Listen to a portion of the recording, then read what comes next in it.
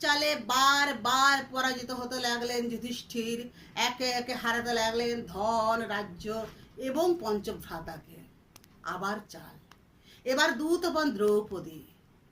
ধর্মপুত্র আমাকে দূতপন রাখতে সম্মত হয়ে গেলেন। ধর্মপুত্র আমাকে দূতপন রেখে বললেন, নৈব হস্বা ন মহতি নাতি কৃষ্ণা ন রোহিণী নীলকুঞ্চিত কেশী চ তয়া দিব্য মহং দয়া। সভাস্থল অধবদন। প্রবীণগণ হায় হায় করে উঠলেন।